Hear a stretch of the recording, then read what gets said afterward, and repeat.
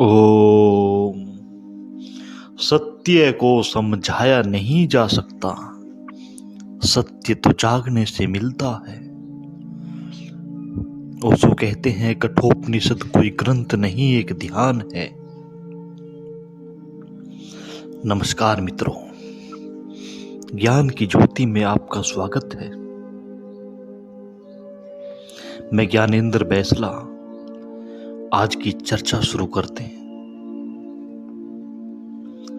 जो होश पूर्वक मरता है वह होश पूर्वक जन्मता भी है, और जो होश पूर्वक जन्मता है उसके जीवन का पूरा गुण बदल जाता है। वह होश पूर्वक जीता भी है, उसका रोआ रोआ, उसकी चेतना का कण कण प्रकाश से, ज्ञान से, बुद्धत्व से भर जाता है। जो व्यक्ति होश पूर्वक जन्मता है उसकी फिर कोई मृत्यु नहीं होती, फिर उसका कोई जन्म नहीं होता, फिर यह देह छूट जाती है। लेकिन पर ब्रह्म में लीनता शेष रहती है। उसे ज्ञानियों ने निर्वाण कहा है, ब्रह्मा उपलब्धि कही है, मोक्ष कहा है, कैवल्य कहा है। जिसने मृत्यु को पहचान कर अमृत को जान लिया, शरीर से उसके संबंधों का फिर कोई कारण नहीं रह जाता। शरीर से हम जुड़ते हैं क्योंकि हम बेहोश हैं। बेहोशी हमारा शरीर से जोड़ है, वही सेतु है। होश और जोड़ टूट जाता है, शरीर अलग होता है और हम अलग हो जाते हैं। और जैसे ही इस अलगपन की स्मृति गहन होती है, वैसे ही फिर कोई मृत्यु नहीं है, क्योंकि शरीर ही मरता है, शरीर ही जन्मता है। शरीर के भीतर जो छिपा है वह शरीर है। वह न जन्मता है, वह न मरता है, वह स्वयं जीवन है। जीवन की मृत्यु कैसी? और जो मरता है उसका जीवन धोखे का था, उधार था। जो मरता है उसके जीवन का कोई अर्थ नहीं है। यह बड़े मजे की बात है। मनुष्य दो का जोड़ है, एक है मरण धर्मा शरीर, वह मरा हुआ ही है, और एक है अमृत आत्मा, वह स्वयं जीवन है।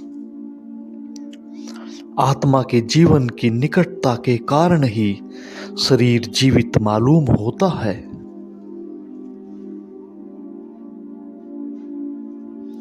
शरीर की जीवंतता उधार है, प्रतिफलन है। जैसे दर्पण के सामने आप खड़े हों और दर्पण में आप दिखाई पड़े, वह जो दर्पण में दिखाई पड़ रहा है वह उधार है, वह वास्तविक नहीं है। आप हटे कि दर्पण से हट जाएगा। वह प्रतिबिंब है, सच्चाई नहीं है। सच्चाई की खबर तो उससे मिलती है। सच्चाई का इशारा भी उससे मिल सकता है, लेकिन जो उसे ही सच्चाई समझ ले वह भटक जाएगा। फिर उससे सत्य का संबंध सदा के लिए टूट जाएगा। शरीर सिर्फ खबर देता है भीतर छिपी जीवन की। शरीर जीवित मालूम होता है सिर्फ निकटता के कारण, सानिध्य के कारण। आत्मा की जीवंतता इतनी प्रगाढ़ है कि मुर्दा शरीर भी जीवित हुआ मालूम पड़ता है।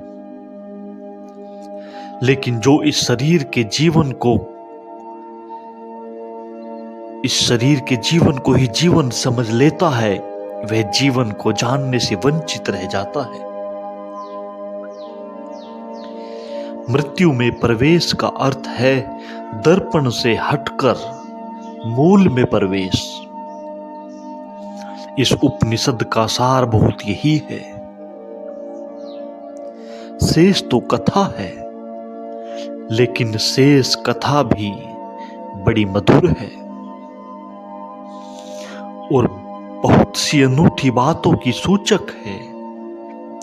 कठोपनिषद बहुत बार आपने पढ़ा होगा, बहुत बार कठोपनिषद के संबंध में बातें सुनी होंगी, लेकिन कठोपनिषद जितना सरल मालूम पड़ता है उतना सरल नहीं है। ध्यान रहे, जो बातें बहुत कठिन हैं उन्हें ऋषियों ने बहुत सरल ढंग से कहने की कोशिश की है, क्योंकि वे बातें ही इतनी कठिन हैं कि सरल ढंग से कहने पर भी समझ में ना आएंगी। अगर सीधी सीधी कह दी, अगर वो बातें सीधी सीधी कह दी जाएं तो आपसे उनका कोई संबंध, कोई संपर्क ही नहीं होगा। मृत्यु को जानो तभी तो जीवन खिलेगा। कठोपनिषद का यही संदेश देते हैं। इस सत्य के साथ आज की बात यहीं विराम करते हैं। धन्यवाद। ज्ञान की ज्योति में मैं ज्ञानेंद्र बैसला आगे भी इस चर्चा को जारी रखेंगे। बहुत बहुत धन्यवाद।